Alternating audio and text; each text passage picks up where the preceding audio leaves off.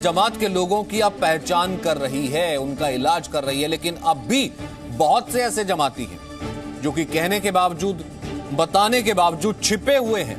ऐसे में अब कानपुर पुलिस ने निजामुद्दीन मरकज में शामिल होने वाले लोगों की जानकारी देने वालों को 10,000 रुपए का इनाम देने का ऐलान किया है, जो कि अब तक सामने नहीं आए हैं। कानपुर रेंज के आईजी ने कहा है कि जानकारी देने वालों की पहचान गोपनीय रखी जाएगी। इधर तबलीगी जमात के प्रमुख फरार मौलाना साद का नया ऑडियो सामने आया है, जिसमें वो लोगों से रमजान के दौरान लॉकडाउन ना तोड़ने और घर पर नमाज पढ़ने की अपील कर रहा है। तो 10 बजे की हम बहस में बड़े सवाल ये उठाने वाले हैं कि कानून के डंडे से क्या डर गया महामारी का मौलाना, जो लगातार इस तरीके के अब वो ऑडियो जारी कर रहा है। दूसरा, पहले महामारी फैलाई, अब लॉकडाउन की दुहाई। तीसरा, रमजान से पहले भगोड़े मौलाना का कोरोना ज्ञान अब ये नजर आ रहा है, जो कि पहले कह रहा था कि कोरोना मुसलमानों को हो नहीं सकता। और चौथा, ये हमदर्दी पाने के लिए मौलाना का ये ऑडियो गेम है, जो कि लगातार पुलिस के सामने तो नहीं आ रहा है, लेकिन लगातार ये ऑडियो गेम खेल रहा है। नेहा जोशी हमारे साथ हैं, बीजेपी की प्रवक्ता। अजय वर्मा है, राजनीतिक विश्लेषक। वेद भूषण है, पूर्व एसीपी। फिरोज बख्त हैं, एमयू यूनिवर्सिटी के वाइस चांसलर पूर्व, और मौलाना सईद उल कादरी हैं। सबसे पहले नेहा, मैं आपसे जानना चाहूंगा, एक पुरानी कहावत है कि चलिए हाथ भी जोड़ लिए, मान मनव्वल भी कर लिया, सब कुछ कर लिया, जिसने वापस आना होता है वो आ जाता है। अब जिसकी इंटेंशन ही अगर मेल इंटेंशन रहे तो उसे आप ट्रीट जो है वो डंडे के बल पर ही करेंगे। क्या उसी तरीके से माना जाए कि 10,000 रुपए का इनाम मिलेगा कि जो लोग छुपे बैठे हैं या फिर जो लोग नोटोरियस हैं, जो सामने नहीं आ रहे हैं, ऐसा काम कर रहे हैं, उन्हें पकड़ा जाए? धन्यवाद सचिन। सचिन देखिए, कानपुर में पिछले दिनों जो मामले आए हैं, 74 मामले अभी तक कानपुर में हो चुके हैं, सिर्फ कानपुर शहर में, और उनमें से 90% जो मामले हैं वो तबलीगी जमात से जुड़े हुए हैं।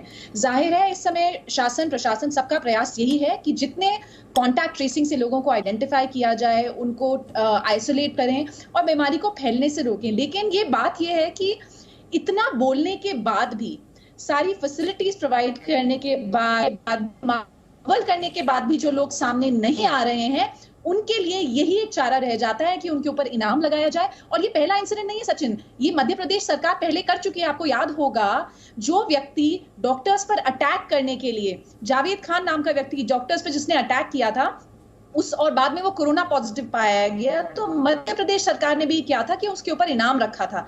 तो ये पहली बार ऐसा नहीं हुआ है, और ये बहुत कौतूहल की बात है, दुख की बात है हमारे देश के लिए कि आज जब सारा तंत्र लगा हुआ है, हमारे डॉक्टर्स लगे हुए हैं, हमारे फ्रंटलाइन वर्कर्स लगे हुए हैं, उसके बाद भी इनाम घोषित करना पड़ रहा है। लोगों को बताना पड़ रहा है कि प्लीज आप आइए, आपका इलाज होगा, आपका परिवार बचेगा, आपकी कम्युनिटी बचेगी।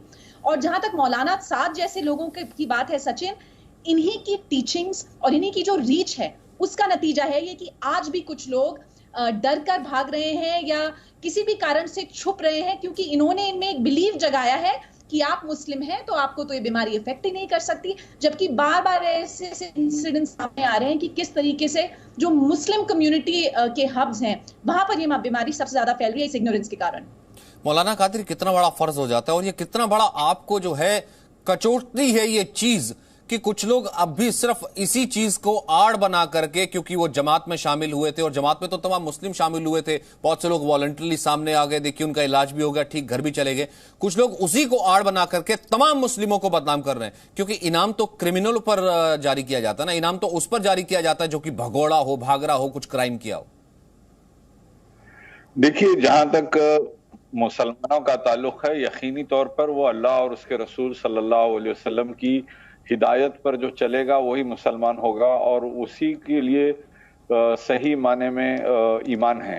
जबकि आक़ाए दो जहां हजरत मोहम्मद मुस्तफ़ा सल्लल्लाहु अलैहि वसल्लम ने फरमाया कि कहीं पर अगर वबा हो, यानी पेंडेमिक, एपिडेमिक हो, या जिस तरह ये कोरोना वायरस हो, तो आपने फरमाया कि उस जगह से तुम कतई मत निकलो जहां पर अफेक्टेड एरिया है, और जो सेफ एरिया में है वो लोग अफेक्टेड एरिया में ना जाएं, अफेक्टेड एरिया वाले सेफ एरिया में न जाए। ये क्लियर इंस्ट्रक्शन मोहम्मद रसूलुल्लाह सल्लल्लाहु अलैहि वसल्लम ने फरमा दिया। अब हुजूर अकरम सल्लल्लाहु अलैहि वसल्लम के फरमान के सामने किसी का बयान नहीं सुना जाएगा, किसी की तकरीर नहीं सुनी जाएगी।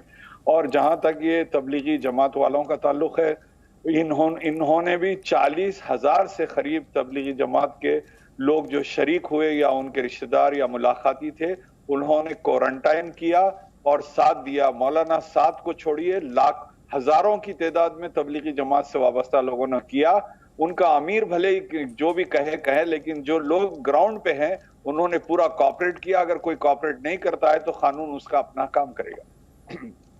नहीं, लेकिन ठीक है, कानून अपना काम करेगा, लेकिन कम से कम एक चीज तो बाइफरकेट कर सकते हैं ना सर। एक चीज तो बता सकते हैं फिरोज बख्त साहब कि इन्होंने मुसलमानों का कोई भला नहीं किया। एक चीज तो बता सकते हैं कि मौलाना साद जो है बाकी मुसलमानों की नजर में क्या है, जो पहले दिन ये कहता है कि भाग जाओ, मुसलमानों को कोरोना हो नहीं सकता, और उसके बाद यह है जो अल्लाह ने आपके ऊपर ऐसा जो है एक आशीर्वाद दिया कि आप जाइए, इसे फैलाइए, और उसके बाद आप खुद भगोड़ा है और खुद इनको भी नहीं बचा पा रहा। फिरोज बख्त साहब,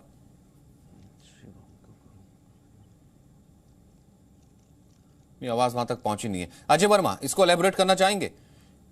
क्योंकि बहुत से लोग आगे आ जाते हैं ना, देखिए धर्म का आ गया, यहां पर बहुत से ऐसे आर्टिकल्स भी आए कि देखिए धर्म की आड़ लेकर के या धर्म का नाम लेकर के देखिए जमात को है बदनाम किया जा रहा है। आप भी ऐसे ही कहेंगे सर? इतना कुछ कहने के बावजूद, हाथ जोड़ने के बावजूद जो लोग वापस ना आए, और कोरोना की हालत क्या है देश में आपने देखा है। सचिन जी, ये हालात और गंभीर होती जा रही है, और हम लोग बिल्कुल इस तरह के जितने भी लोग हों, आपने एक चीज पूछा, कानून का डंडा। कानून का डंडा तो देख सचिन जी ऐसा है, इससे हमें भी डरना है, चैनलों को भी डरना है, सबको डरना है। और जो कानून का उल्लंघन करेगा वो कितना ही बड़ा पावरफुल हो, वो उसको बख्शना नहीं चाहिए, कोई भी हो। और ऐसे महामारी में, ऐसे महाकाल में, जहां शासन, प्रशासन और आप लोग सही तस्वीर प्रस्तुत करने का प्रयास कर रहे हैं। अब मैं शासन की अगर बात करूं, प्रशासन की बात करूं, तो मेरी इसी संबंध में डीआईजी कानपुर अनंत देव हैं, उनसे बात हुई। उन्होंने भी कहा कि भाई बहुत सारी चीज़ें, मेरी डीआईजी जेल हैं लव कुमार जी आगरा, वहाँ भी मदद करने की बात हुई। मेरे डीआईजी सहारनपुर हैं गुप्ता साहब, उनसे भी बात हुई। मेरा कहने का मकसद ये है, जहाँ जहाँ आंकड़े बढ़ रहे हैं उत्तर प्रदेश में, चिंता का विषय इसलिए है कि उत्तर प्रदेश की आबादी 22 करोड़ से ज़्यादा हो चुकी है। और अगर यहाँ पर, चूंकि हमारे पास अभी जो किट हैं उनकी बहुत कमी है, हमारे पास जो इंस्ट्रूमेंटल साधन है उनकी कमी है। लॉकडाउन तो एक बहुत अच्छा उपाय है, सोशल डिस्टेंसिंग इज सुपर, लेकिन सारी स्टेज जो इस वक्त चल रही हैं चारों तरफ, जो चित्र आप दिखाते हैं, जो चीजें आप दिखाती हैं, जो ऑडियो आप सुनवाते हैं, ये निसंदेह निंदनीय ऑर्डनीय है। वो किसी भी दल के हों, किसी भी पार्टी के हों, किसी भी धर्म के हों, किसी भी ईमान के हों।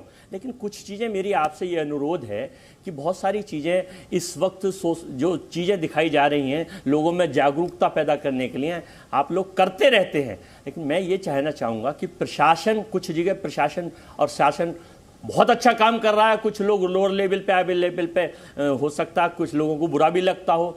हम ये बिल्कुल इसमें नहीं जाना चाहते। हमें किस तरह से इस अज्ञात शत्रु कोरोना से लड़ाई लड़नी है, इसका यही नहीं पता कब, कहां, किस रूप में, कहां से आ जाएगा।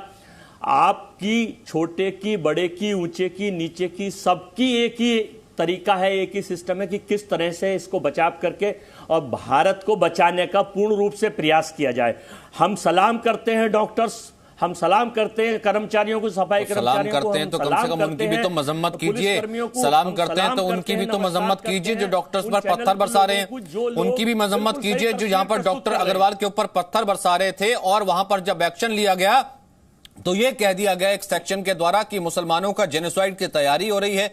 यहां पर फिरोज बख्त साहब की उन लोगों को ऑड वन आउट करना पड़ेगा, भले मौलाना कादरी हो या फिर सो कॉल्ड इंटेलेक्चुअल्स हो, कि जिन लोगों पर इनाम डाला जा रहा है, जिन लोगों पर कहा जा रहा है कि इनके ऊपर 10,000 का इनाम है, ये जो भगोड़े हैं, जमात से निकले थे, कोरोना संक्रमित हो सकते हैं, ये किसी धर्म का भला नहीं कर रहे।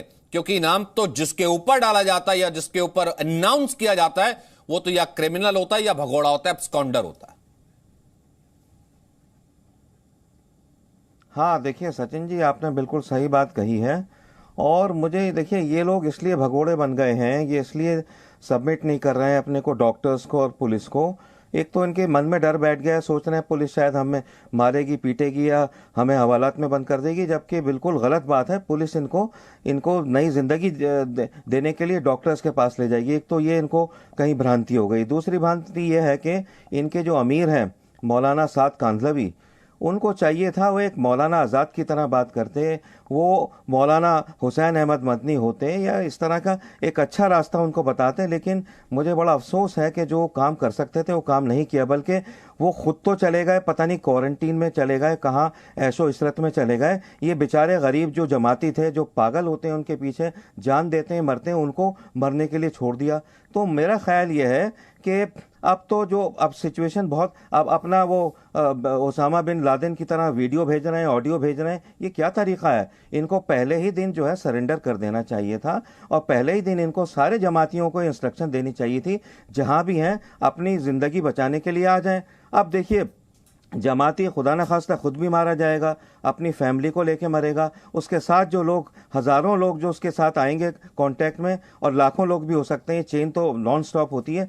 ये बहुत गलत काम हुआ है इनकी तरफ से, मौलाना साद की तरफ से। और एक बात कह के बात को मैं तमाम करूँगा कि देखिए, सारे मुसलमान जमाती नहीं हैं, सारे जमाती मुसलमान हैं, लिहाजा मुसलमानों को जमाती से अलग करके देखा जाए। और जो कुछ डिस्क्रिमिनेशन हो रही है कि जो मुस्लिम ठेले वाले हैं, फल वाले हैं, उनके साथ जो है उनसे फल नहीं लिए जा रहे हैं, ऐसा नहीं होना चाहिए। हमारी जो तहजीब है ये गंगा जमनी तहजीब है, मिली जुली हमारी विरासत है, साझा विरासत है। मैं सबसे रिक्वेस्ट करूंगा, क्योंकि हमारा एक जो तहजीब रही है, हमारा जो कल्चर रहा है, वो इंटरफेथ हारमनी, इंटरफेथ का कल्चर रहा है। वो अलग बात है अगर ये मौलाना साद जैसे लोगों ने उसको बिल्कुल ही तबाह बर्बाद कर दिया है। मैं फिर रिक्वेस्ट करूंगा, अगर मौलाना साद, वही तो कह रहा हूं ना कि अगर मौलाना साद जैसे लोगों ने इस पूरी हारमोनी को अगर बर्बाद कर दिया, तो मौलाना साद जैसे लोग अब तक जो है जमात से क्या, मौलाना साद जैसे लोग तो इस पूरी सोसाइटी से, इस पूरे माशरे से जो है ऐसे अलग हो जाने चाहिए थे कि एक भी आदमी सपोर्ट में नहीं खड़ा होना चाहिए था। आपको भी मालूम है, मुझको भी मालूम है, रोज शाम को अगर हम बहस करते हैं, एक नहीं 10 लोग खड़े हो जाते हैं कहीं ना कहीं इनडायरेक्टली खड़े होने के लिए कि नहीं मौलाना साहब ठीक है। ये वही मौलाना साहब है जिन्होंने किस तरीके का वेमनेस फैलाया था, वो सारी दुनिया जानती है। नया कुछ ऐड ऑन करना चाहती है, फिर उसके बाद मैं आपके पास आता हूं वेदभूषण साहब।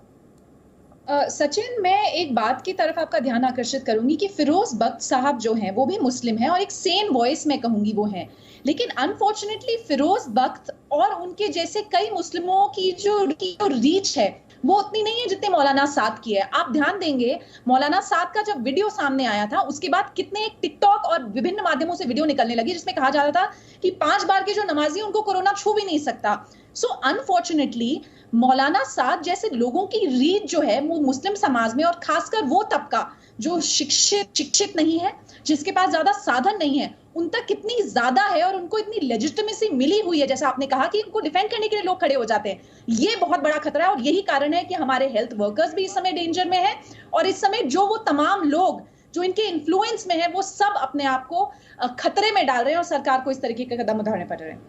वेदभूषण, आपको लगता है कि ये जो उपाय उठाया जा रहा है, इससे पहले भी कहीं ना कहीं हथियार वही है कि क्या ये ठीक है जिस तरीके से 10,000 रुपए का इनाम इससे पहले भी? क्योंकि अगर सामने जिसने आना होता सर वो तो पहले ही सामने आ जाता, या फिर क्योंकि बहुत से ऐसे लोग भी हैं ना केवल इनको छुपा रहे हैं, ना केवल इनको बता रहे हैं, बल्कि जो है इनको एक शेल्टर भी दे रहे हैं। आपको लगता है कि ये डर काम करेगा? सचिन जी, 1 कंट्री 1 लॉ, एक वो कहावत है ना, एक तो कोड। तो ये जो आप देख रहे हैं जो भागे हुए हैं, ये वो लोग नहीं है जो बिल्कुल ठीक ठाक हैं। एक तो उनको खाज है, उनको कोरोना से संक्रमित है। दूसरा, इसमें सैकड़ों ऐसे लोग हैं जो रोहिंग्याज मुस्लिम्स हैं जो भागे हुए हैं। उनको एक डर तो कोरोना वायरस का, दूसरा उनको डिपोर्ट होने का है, क्योंकि वो they are illegal immigrants in India, सैकड़ों की तादाद में है। और रोहिंग्याज के बारे में मैं आपको बता दूं, 100% इलिटरेसी है, दोबारा बता रहा हूं, 100% इलिटरेसी है। और इवन मौलाना साहब, उनके एजुकेशन के बारे में जानकारी लेंगे, मुझे नहीं पता कौन सी यूनिवर्सिटी से पढ़े हैं, ऑलमोस्ट 0 हैं। हो सकता है इस्लाम के, कुरान के बारे में उनकी जानकारी बहुत ज्यादा हो, पर बेसिक तौर पर प्राथमिक रूप से वो अनपढ़ और जाहिल आदमी है। तो ऐसे जो जाहिल हैं उनसे आप क्या उम्मीद कर सकते हैं? ये जो आपको याद होगा शाहीन बाग हुआ था, यमुना पार में दंगे हुए थे, इन्हीं रोहिंग्यास को, बांग्लादेशीज को बचाने के लिए हुए थे जो इलीगल तौर पर यहां रह रहे थे। इसलिए सीए, एनआरसी, एनपी का विरोध इसीलिए हो रहा था। आज मैं आपके चैनल पर बता रहा हूं, अब आपको सारी बातें खुलेंगी, ये एक्सपोज होंगे, सारी कहानियां निकल के आएंगी क्यों इसका विरोध हो रहा था। इसलिए विरोध हो रहा था, ये जो सैकड़ों की, लाखों की तादाद में इलीगल बांग्लादेशीज इंडिया में रह रहे हैं, और रोहिंग्यास जम्मू, दिल्ली, बांग्लादेश, आसाम कलकत्ता में जो बॉर्डर्स पर रह रहे हैं इलीगल तरीके से, ये सबसे बड़ा संक्रमण, ये अपने आप में एक बहुत बड़ा संक्रमण है और इस देश के लिए एक बहुत बड़ा चैलेंज है। आप निकलने की बात कर रहे हो, निकलना तो छोड़ो, ये सामने आ जाए ये बहुत बड़ी बात है। हम तो चाहते हैं कम से कम हमारे हिंदुस्तानी भाई तो बचे।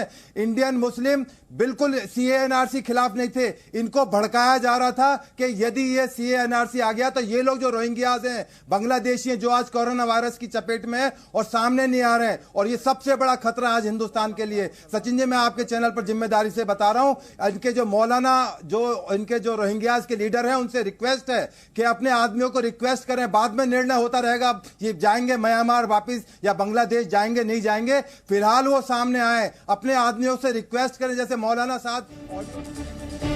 ठीक है वेदभूषण, एक सेकंड के लिए मैं आपको रोकता हूं क्योंकि इस वक्त प्रयागराज में 16 विदेशी जमाती समेत 30 लोग गिरफ्तार किए गए हैं। देखिए, जिस चीज का खतरा था, जिस चीज की बात हम कर रहे हैं कि लोग अब भी भागते फिर रहे हैं और जमाती इसमें हैं, वो लोग अब भी जो है छुपते फिर रहे हैं, उनकी गिरफ्तारी हुई है। 16 ऐसे विदेशी जमाती हैं, उसमें से 16 विदेशी जमातियों समेत कुछ कुल मिलाकर के 30 को गिरफ्तार किया गया है।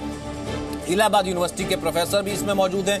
प्रयागराज में इंडोनेशिया के 7 और थाईलैंड के 9 जमाती हैं। कुल मिलाकर के 16 विदेशी जमाती समेत 30 को गिरफ्तार किया गया है। इलाहाबाद यूनिवर्सिटी के प्रोफेसर शाहिद ने भी प्रयागराज में इंडोनेशिया के 7 और थाईलैंड के लोग, कुल मिलाकर के 16 विदेशी जमाती हैं और कुल मिलाकर के 30 लोग ऐसे हैं जिन्हें गिरफ्तार किया गया। प्रोफेसर शाहिद हैं इलाहाबाद यूनिवर्सिटी के, जिनको भी गिरफ्तार किया गया है। अब प्रोफेसर शाहिद ने उन्हें शेल्टर दिया या फिर उन्हें जो है छुपाने की कोशिश की।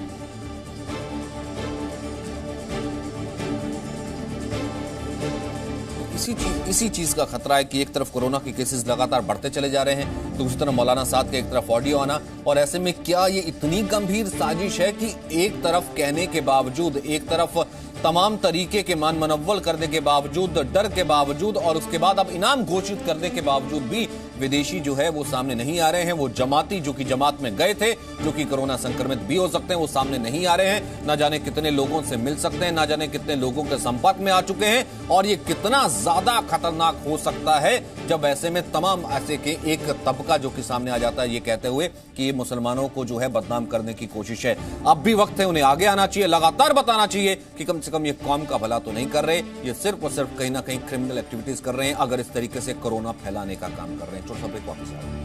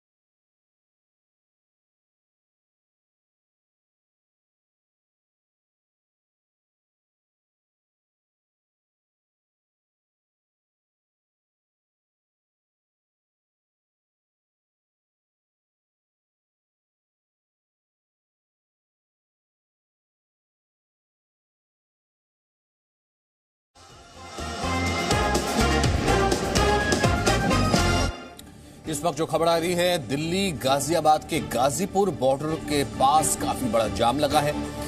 गाजियाबाद में कोरोना मरीज मिलने के बाद गाजियाबाद प्रशासन ने यहां के लोगों को दिल्ली जाने पर रोक लगा दी है। तो कुल मिलाकर के यहां पर ट्रैफिक जैम लगा हुआ है क्योंकि एंट्री बंद है। दिल्ली में गाड़ियों की एंट्री बंद है। अश्विनी हमारे साथ मौजूद है। ऐसे में दिल्ली में हम ये कह सकते हैं कि कुल मिलाकर के 20 तारीख यानी कि 20 तारीख को जो कुछ एसेंशियल सर्विसेज और कुछ सुविधाएं, जो कुछ छूट जो दी गई है, उसको लेकर के हो सकता है कि कुछ लोग यहां आने की कोशिश